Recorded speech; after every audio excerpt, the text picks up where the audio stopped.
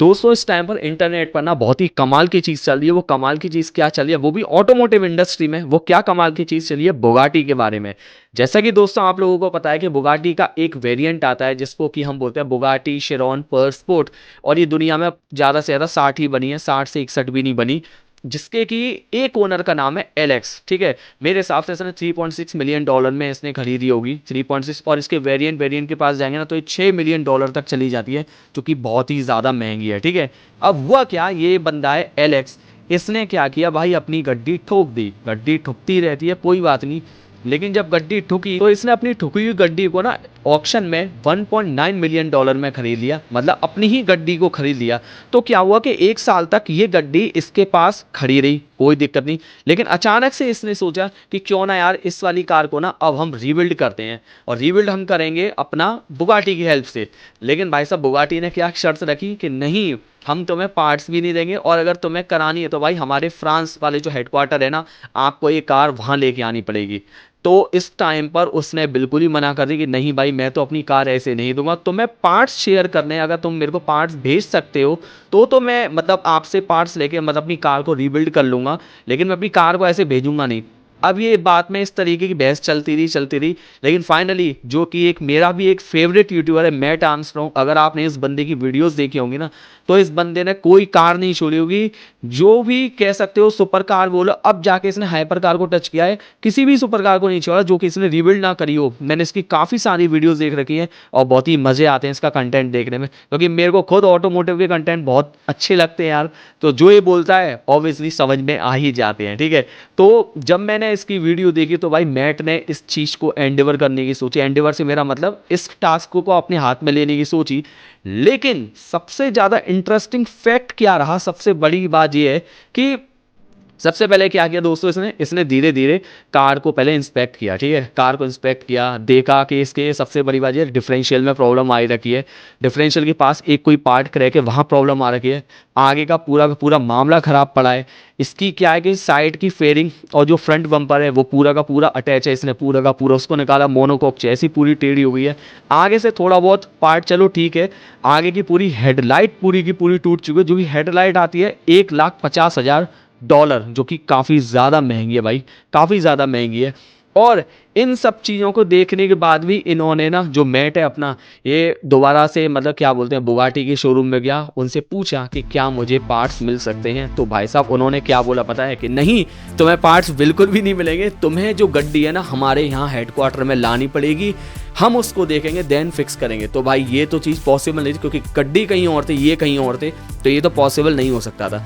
तो finally mat ने सोचा कि चलो कोई बात नहीं, इस कार को हम ही रीबिल्ड करेंगे। और भाई हाइपर कार को रीबिल्ड करना बहुत ही मुश्किल भरा काम है, बहुत ही मुश्किल। सबसे बड़ी बात है, चलो प्राइस का तो आदमी झटका झेल ले, लेकिन उस पार्ट्स का कैसे झटका झेलेगा जो कि मिलेंगे ही नहीं। ओनली बुगाटी ही सप्लायर है इस चीज़ की, क्योंकि पार्ट्स तो भाई वही देगा, और हर कोई तो भाई इसके पार्ट्स बना नहीं सकता। लेकिन वो ठहरे भाई साहब यूके में, और यूके में ऐसी चीज़ों की अवेलेबिलिटी ना बहुत ईजिली थोड़ी सी हो जाए, क्योंकि वहाँ पर ना मतलब ऑटोमोटिव का जो इंफ्रास्ट्रक्चर है वो बहुत नेक्स्ट लेवल है। इंडिया से तो तुलना मत करना, सॉरी अगर किसी को मेरी बात बुरी लगे तो।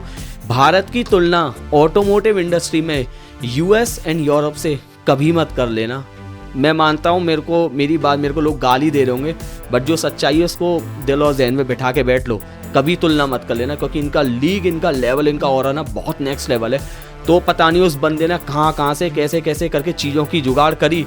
मैं जब इसकी वीडियो देख रहा तो मैंने ये पाया कि भाई साहब इसमें ना ऑडी A3 के एयरबैग्स लगे हैं।